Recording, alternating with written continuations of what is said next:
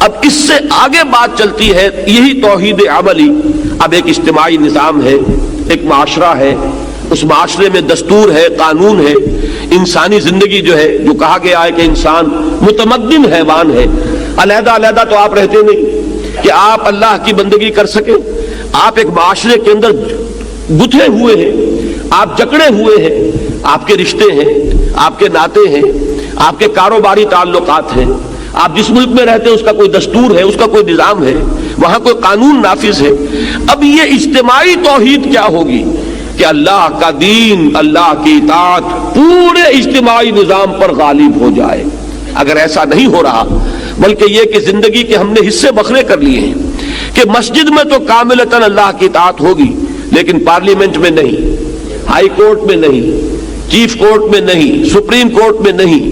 اگر یہ بات ہے تو اس کا مطلب وہی شرک ہو گیا، وہی تقسیم ہو گئی۔ جیسے انفرادی زندگی کی تقسیم شرک ہے کہ کچھ اطاعت اللہ کی کچھ کسی اور کی کر لی، کچھ اپنے نفس کی کر لی، کچھ رواج کی کر لی، کچھ زمانے کے چلن کی کر لی، تو یہی تو شرک ہے۔ یہ شرک ہے، عمل کا شرک۔ اسی طریقے سے اجتماعی نظام میں جب تک کہ پورا نظام اللہ کی اطاعت کے تابع نہ آ جائے، سیاست ہو تو اس کے تابع ہو، قانون ہو تو اس کے تابع ہو، عدل کا نظام ہے تو اس کے تابع ہو،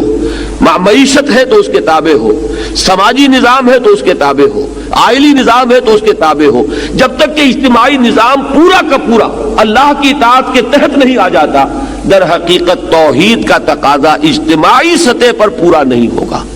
اسی کا نام ہے اقامت دین، اسی کا نام ہے تکبیر رب،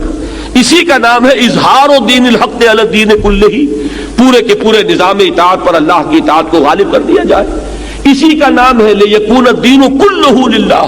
کہ پورا کا پورا نظام اطاعت اللہ ہی کے تابع ہو جائے۔ اسی کا نام ہے اعلاء کلمت اللہ، جو حضور نے فرمایا کہ اصل مجاہد وہ ہے جو جنگ کرتا ہے نہ مال غنیمت کے لیے، نہ اپنی بہادری کے اظہار کے لیے،